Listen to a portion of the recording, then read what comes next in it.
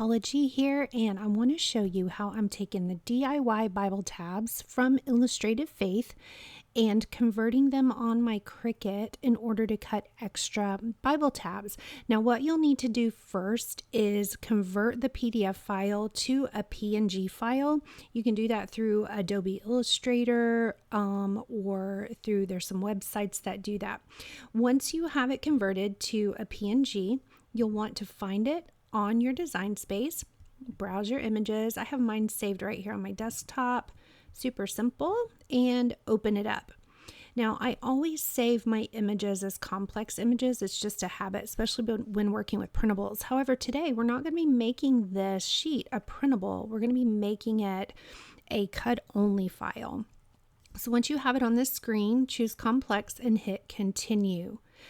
Now on this page, this is where we have to erase the background. If you are a Cricut Access member, you can do an automatic background erase. However, I'm going to show you that does not work for this file. When you go to erase the background, it takes away all of those Bible tabs. You don't want to do that. Okay, so you're going to click the undo button if you do that by accident. I'm going to zoom in this just a little bit for you. Wow, that's really big. Never mind. You're going to want to do the manual magic eraser tool. So click select on this magic eraser tool.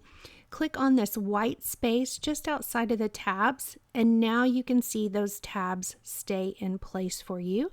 That's exactly what we want. Now, I have done the math for you. If you leave the sheet just like this with the header, I have done the math for you, okay? If you want to use your eraser tool and erase this header, by all means you can, but you're going to have to redo the math because I have left space for these margins for the Cricut to cut these tabs out perfectly for you. So my suggestion is just leave in the header, and I'm going to show you how you can keep your Cricut from cutting that.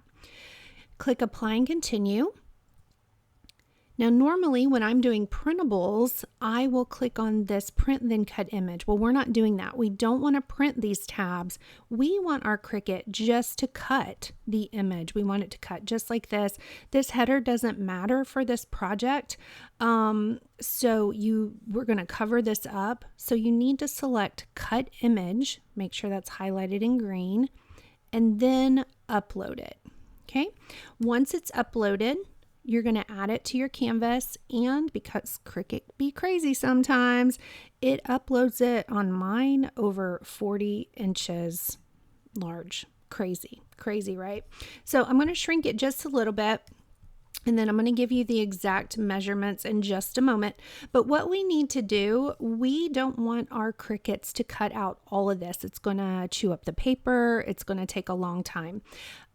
Like I said, if you want to slice this out, if you want to create a couple of rows of tabs, if you are well versed in Cricut and you want to do some slicing and, making extra tabs to fill the space, you can do that. I'm not going to get into that today. I want it to be very simple for you. So what I am going to do in order to keep the sizing correct, what I need, as you can see, when we uploaded it, those side margins and the bottom margins disappeared. Well, we need that space for our Cricut to cut these the proper size. So the first thing I'm going to do in order to keep my top margin here how we need it, I'm going to grab a shape, just any shape, doesn't matter. For this, I'm going to just pick a square because it's easy. I'm going to take this square and I'm going to resize it over the header. I'm going to butt it up just to the very tip top of that little corner because I want to keep the same sizing as to not mess up the sizes of my tabs. Okay. Then I'm going to click select all, and then I'm going to weld it together. Okay. As you can see, I had two different layers. Now I just have one layer. I've welded that header behind. So this is just going to cut out a big square. Now I understand that's a big waste of space on the paper. But like I said, I'm not going to get into slicing and moving and making more tabs today. Okay. We want to keep this simple. So once that's welded together, now we need to resize it. In order to resize it, to make these tabs fit in the Illustrated Faith plastic tabs, if you ordered those, your sizing up here needs to be a width of 7.375 5. You want to unlock your sizer. It brings it down to 10.008. I want this just to be an even 10, and I'm going to lock it back. Okay. Once you do that, now it's 7.375 by 10, which is under an 8.5 by 11 sheet of paper.